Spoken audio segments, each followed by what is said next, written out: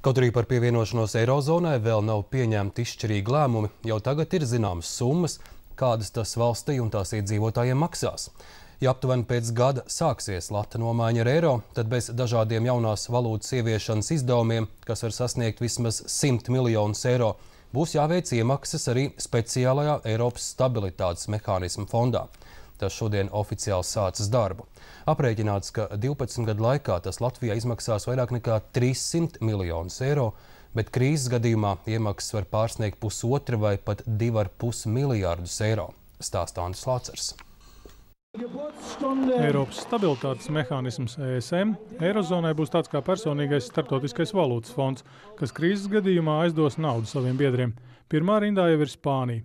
Pat labam Eirozonas dalībvalstis vienojušās, ka fonds var rēķināties ar 700 miljardu eiro kapitālu, no kura aizdot varēs 500 miljardus. Fondu daļai finansēs dalībvalstis ar tiešām iemaksām, bet lielāko daļu naudas tas aizņemsies. Lai to izdarītu lētāk, dalībvalstis par fondu galvos. Arī Latvija, ja tā kļūs par Eirozonas dalībnieci, kā plānots 2014. gada 1. janvārī. 5 gados te būs jāmaksā 190 miljoni eiro, bet atlikušajos 7 vēl 134. Ja fondam radīsies grūtības, tad izmaksas ievērojami pieaugs. Ja šajā schēmā kaut kas nojūg un dalība valsts nav spējīgas atmaksāt atpakaļ, tad iestājas tas mehānisms, ko sauc tātad vēl papildus maksa uz pieprasījumu. Un tad tā kopējā summa, tad to ir grūti pašlaik pateikt, teiksim, tas ir atkarīgs no iekšzemes koprodukta, bet viņi var svārstīties starp 1,44 līdz 2,5 miljārdiem. Finanšu ministrijas pārstāvji apgalvo, ka iemaksas ESM negulsies uz budžetu un nepalielinās tā deficītu. Valdība aizņemsies naudu, kuru tālāk aizdos fondam, bet tas savukārt par to maksās procentus.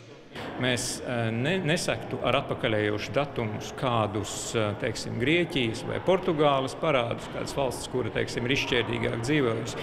Tas savukārt, kas gan tas būtu faktiski ieguldījums viena fonda kapitālā, ko var salīdzināt ar uzkrājošo apdrošināšanu. Stabilitātes mehānisms pārņems saistības no pagaidu stabilitātes fondiem, kuru līdzekļus vairāk 100 miljardu eiro apmērā izmantoja tā dēvēto PIGS, jeb angliski cūku grupas valstu Portugāles, Īrijas, Grieķijas un Spānijas parādu krīzes risinājumam. Pēc ekonomikas ekspertu domām Latvija varētu prasīt, lai līdzšinējās PIGu saistības tai neuzkrauj. No tāda viedokļa būtu labāk, ja Latvijai būtu uztaisīts izņēmums, vai arī, piemēram, mēs iestātos nedaudz vēlāk Eirozonā, lai mums nebūtu tomēr jāuzņemās šīs saistības. Jo tagad mēs maksāsim par ballīti, kura bija iepriekš, bet kurā mēs nepiedalījāmies, un tas nav taisnīgi. Igaunijai kā Eirozonas dalībniecei jau var nākties mainīt konstitūciju, lai tā varētu garantēt miljardu eiro citu valstu stabilitātei.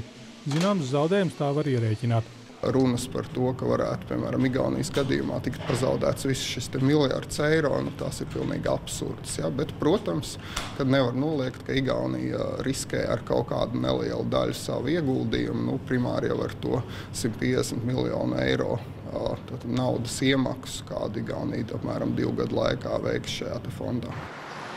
Latvijai ir liels izredzes izpildīt Eirozonas kritērijus, taču pagaidām nav zināms, vai pēc gada būs kam pievienoties.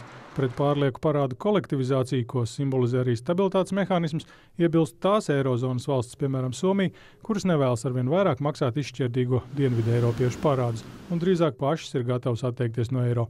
Andris Lācers, Ingus Graudiņš, Latvijas televīzija.